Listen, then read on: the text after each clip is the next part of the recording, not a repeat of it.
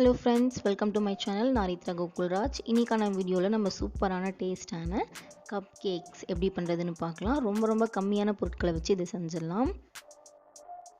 அதுக்கு வந்து ஒரு கப் மில்க் எடுத்துக்கோங்க. அதில் 1/2 லெமன் அளவுக்கு போட்டுருங்க. இதை நல்லா கலந்து விட்டு ஒரு 5 நிமிஷம் விட்டிங்கன்னா இது நல்லா திரிய ஆரம்பிச்சிடும். இப்போ இதை கேக் செய்ய ஆரம்பிச்சுக்கலாம்.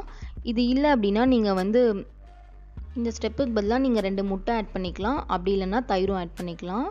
இப்போ ஒரு மிக்சிங் பவுல் எடுத்துக்கோங்க. அதில் ஒரு 4 டீஸ்பூன் அளவுக்கு ஆயில் ஆட் பண்ணிக்கோங்க. இப்போ இதில் ஒரு 1/2 கப் அளவுக்கு சுகர் ஆட் பண்ணிக்கோங்க. சுகர் ஆட் பண்ணி நல்லா இதை கலந்துக்கோங்க. நீங்கள் வேணால் பவுடர் சுகர் கூட ஆட் பண்ணிக்கலாம். இப்போ இதில் 1 cup maida, 1 table spoon baking powder and 1 table spoon baking soda இது எல்லாத்தையும் போட்டு நல்லா கலந்துக்கோங்க. இப்போ இதில் செரீஸும் அப்புறம் பிளாக் கிரேப்ஸும் நான் ஆட் பண்ணிக்கிறேன்.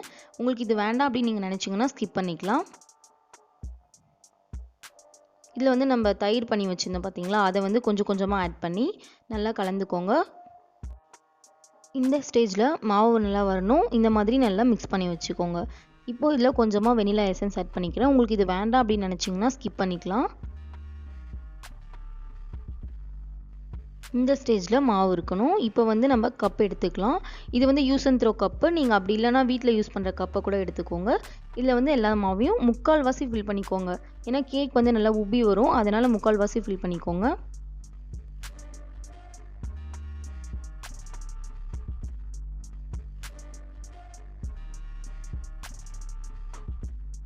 இந்த மாதிரி மாவெல்லாம் ஃபில் பண்ணதுக்கப்புறம் இந்த மாதிரி தட்டி விட்டுருங்க. ஏதாச்சும் ஏர் பபிள்ஸ் எல்லாம் இருந்தால் அது செட் ஆகணும். அதனால் இப்போ இந்த மாதிரி ஒரு பேக்கிங் ட்ரே எடுத்து நம்ம கப் கேக்ஸ் எல்லாத்தையுமே அதில் அழகாக அடுக்கிக்கலாம். பேக் பண்ண ஒரு குக்கர் எடுத்துக்கோங்க. அதில் ஒரு ஸ்டாண்ட் மாதிரி ஒன்று வச்சு 10 நிமிஷம் நான் ப்ரீ ஹீட் பண்ணி வச்சுருக்கேன். இதுக்கப்புறம் நம்ம கப் கேக்ஸை இதில் அடுக்கி வச்சுட்டு ஒரு 45 மினிட்ஸ் ஆகும் இது பேக் ஆகட்டும். இதில் கேஸ் கட்டும் போடக்கூடாது, விசிலும் போடக்கூடாது. ஒரு 45 மினிட்ஸ்க்கு அப்புறம் பாருங்கள் நல்லா உப்பி வந்திருக்கு. அவ்வளோதான், நம்ம கப் கேக்ஸ் ரொம்ப சூப்பராக தயாராகிடுச்சு. இதை நான் கட் பண்ணி காட்டுறேன்.